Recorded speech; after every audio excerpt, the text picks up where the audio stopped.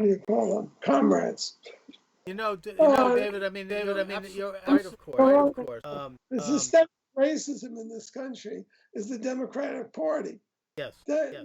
There isn't a Republican in sight in any of these cities where these incidents with cops have happened. Everybody with a finger in the pot that can control the police is a Democrat. Every last one. There's not a Republican on the Minneapolis City Council.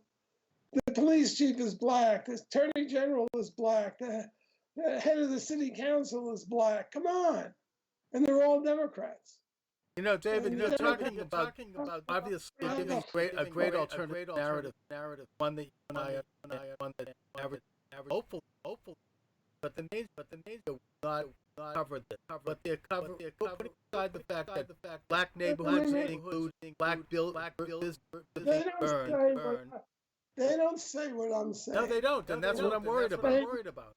Americans are not stupid. Yeah. See those images. I just had a friend of mine say that, I said, look, if Americans weren't so good-hearted, Black Lives Matter would have set race relations in this country back 50 years. And he said, well, I think it's affected me. I can't walk in downtown Philadelphia anymore without looking over my shoulder and wondering if I'm going to be jumped and mugged by some black thugs.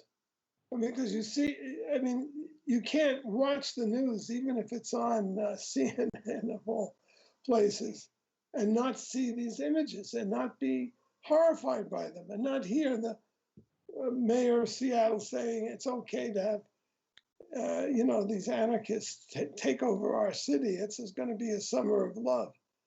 No, it isn't. It's going to be a winter of mayhem is what it's going to be. Oh, So anarchist. I have to say something about my book, Blitz.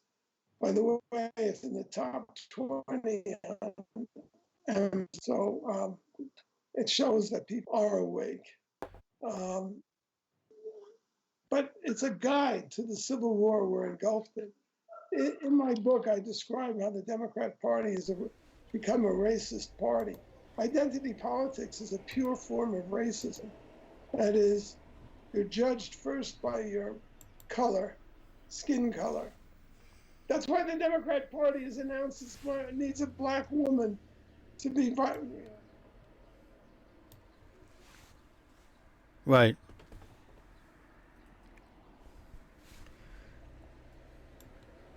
No. Uh,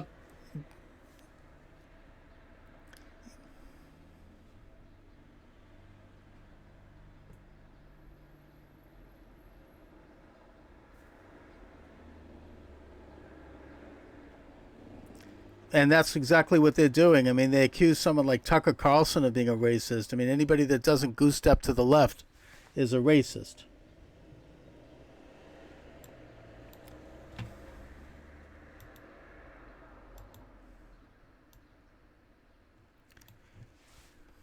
Okay.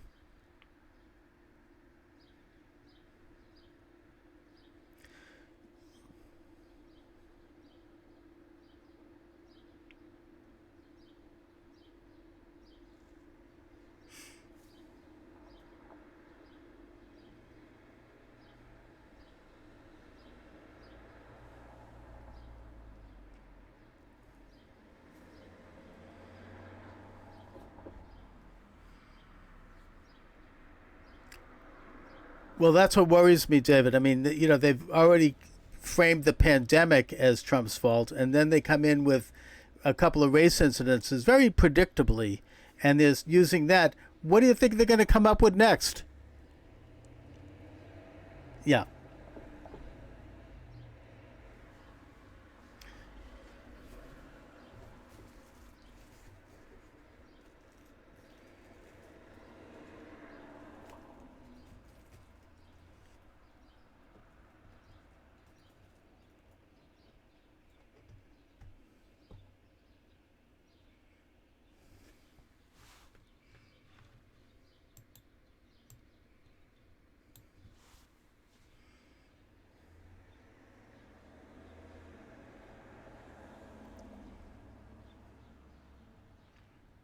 That's right.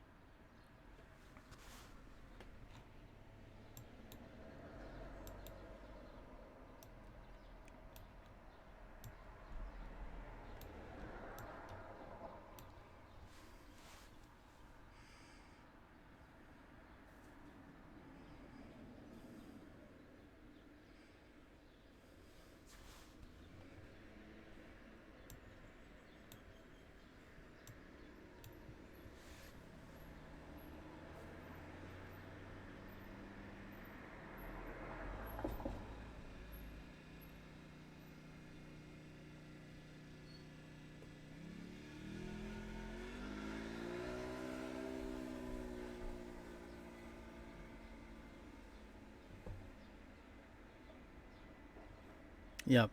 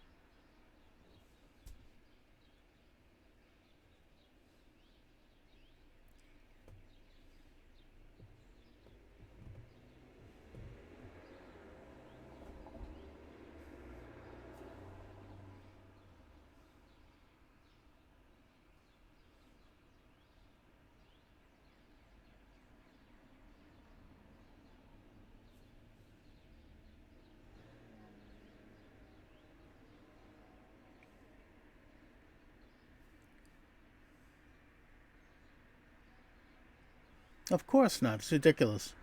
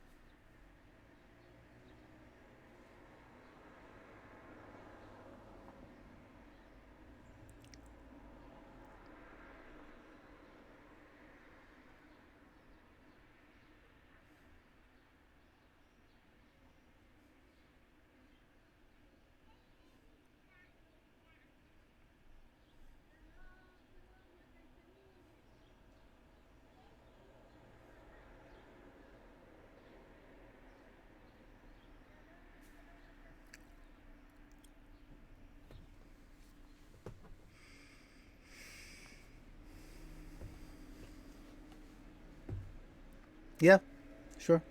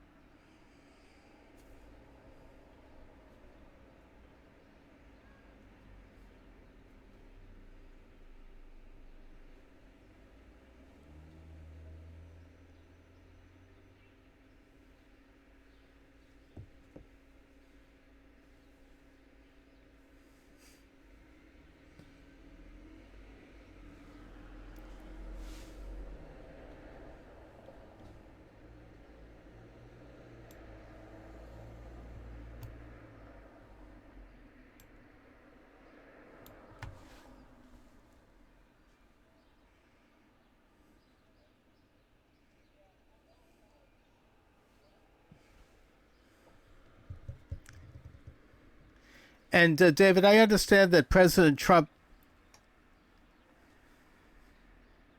Yeah.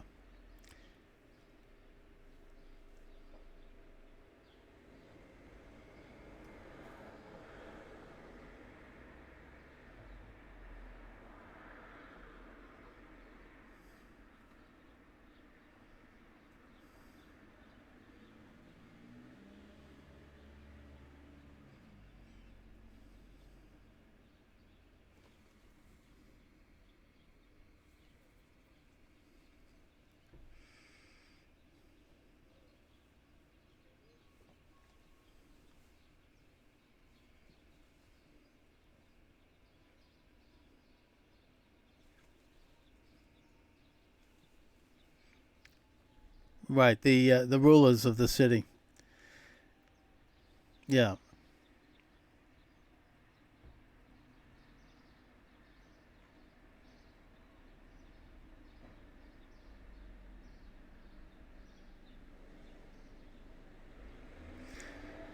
You know. Yeah. I mean, David, President Trump has your book.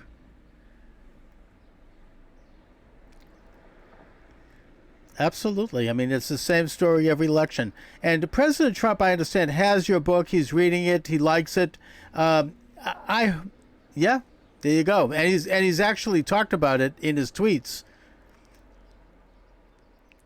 Yeah, you bet. So I hope that the Republicans can bring you into the fold a little bit there and consult with you, because you do have you have a handle on this whole thing.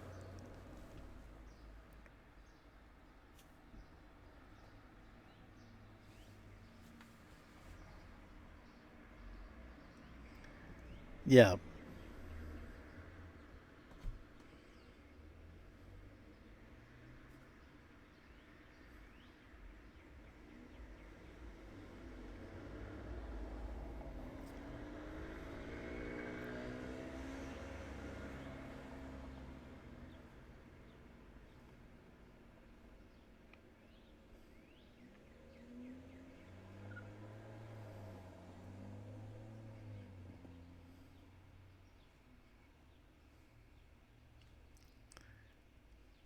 Yes.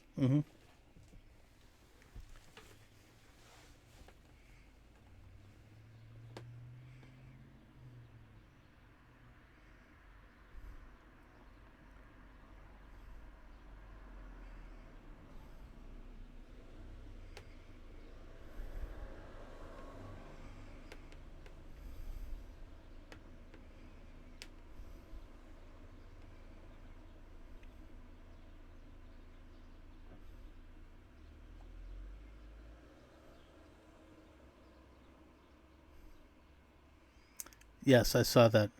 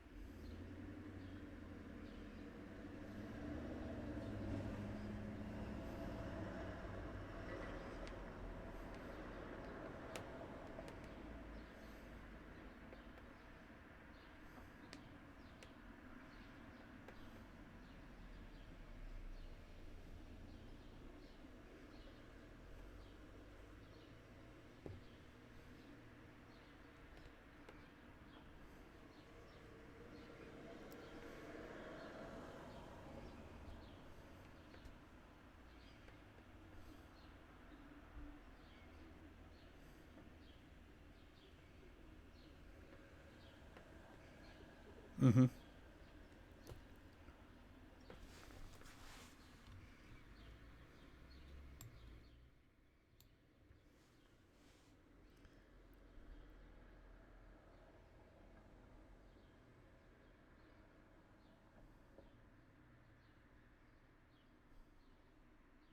Wow. Amazing.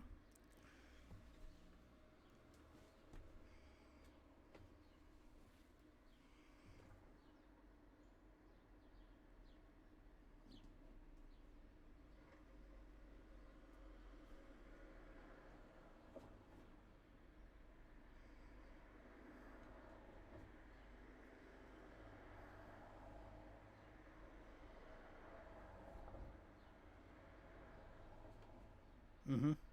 Okay.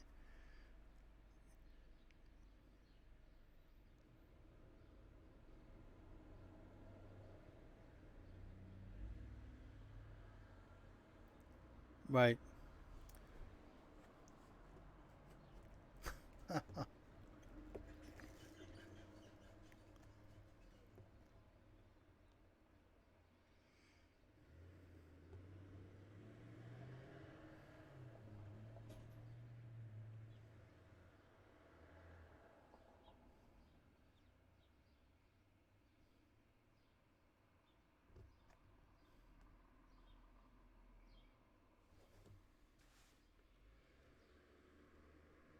Quality in culture. Yes. So I went ahead and published the book, and I didn't get any real invitations to the White House. And yet you're on the inside, I think, with President Trump, and that's the important thing. And I think that your book does lay out a blueprint for this election in no uncertain terms. I hope that it does well. It is doing well. I'd love to see you get up on the big media and really, hopefully, they're saving you for October. I don't know.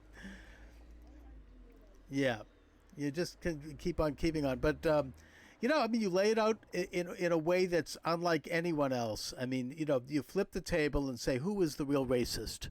Who is the real anti-American? Who is tearing down? Who's killing black people? Who's burning black businesses and looting black neighborhoods? It's not conservatives. It's not people who want to maintain law and order. It's a bizarre juxtaposition.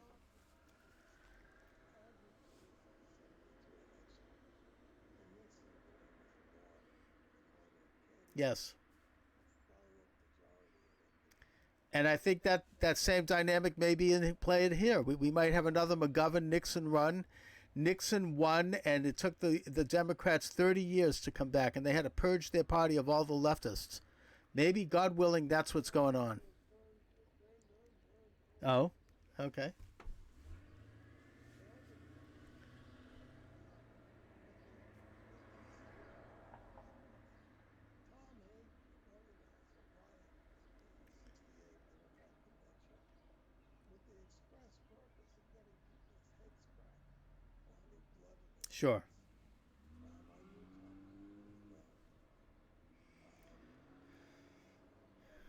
and getting rid of Hubert Humphrey, who was at 95% maybe a liberal, um, but he supported the war in Vietnam against the communists. But since Tom and Jane Fonda wanted the communists to win, they wanted to defeat Humphrey. And the theory was that the election of that president, leftists used to phrase it, horrified the hell out of him. Hmm. Okay, so let's have a fascist, if they call Nixon was a fascist, in power, and that will make people really angry, and then we can exploit the situation uh, and win. And what happened was uh, Humphrey was destroyed by that spectacle of the convention, and Tom Hagen and John Fonda led the left, which had been burning down America. That was their agenda, was to burn the system down. To use Saul Alinsky's words, which he supported openly. Sure. Um, they led them into the Democratic Party and became the majority Democrat. McGovern was a Henry Wallace supporter for 40 years. And they created these caucuses, the Black Caucus, the Chicago Caucus, the Progressive Caucus. And these were radicals and racists, and they took over the Democratic Party for the next 40 years. When Barack Obama was elected, they had won. But the the fact that the left doesn't know what the hell it's doing, it has no, it's just a nihilistic force. It knows how to destroy. It does not have the slightest idea how to create. And as somebody here said to me, my deviation when I was a leftist was I read books Hmm. on two deviations. I had a nuclear family, two.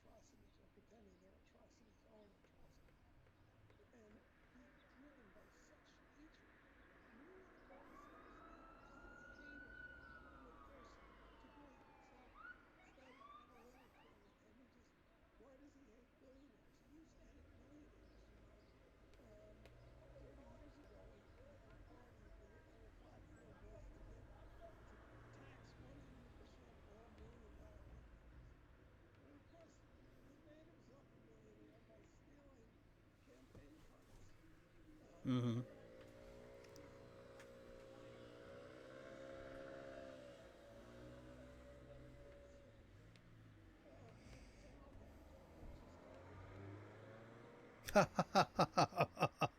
That's so true. And I mean, but putting aside the irony that most of these millionaires and billionaires are on the left, but we'll put that one aside. Well, it's because there's this culture of guilt for success. I mean, what does Bill Gates have to apologize for? He's changed the lives of millions of people. He Sure, changed of everything. course. He created wealth where it didn't exist. I mean, he's incredible. I skipped over this while I'm talking about me being a reader of books. Yeah. I learned how to write in socialist books, Marxist books. There's not a chapter in any of them about how to create wealth. It's all about taking it away. Socialism is about the socialist criminals. Either they're criminals in their deeds because they've succeeded, or they're criminals in their wishes because of the abuses that's going to be profit and punishment and the rest of this. And this country is supposed to be is the antithesis of that, and we always were, and yet they've made major inroads, particularly among young people. The polls show that younger people, I think something like 40% of them think there's something good about socialism, and that It's because they think we're innocent. yeah. In the 60s, like this money movement, it's as if everybody over 30. In reality, everybody's innocent because they're stupid. They don't have the life experience. They don't have the information. Why would you trust a 20-year-old who thinks it's a good idea to give away the police? Oh yeah, yeah. But while they sit in their nice white towers, I mean they're gonna leave the inner city supine to terrorists and drug dealers. They're standing calling black cops racist. Oh my God, it's disgusting. Uh, David Horowitz again. The book is Blitz. Trump will smash the left and win. It's great to talk to you. It's very bracing. I hope to be in touch with you as the election proceeds. I really want to thank you for joining me this afternoon, David Horowitz.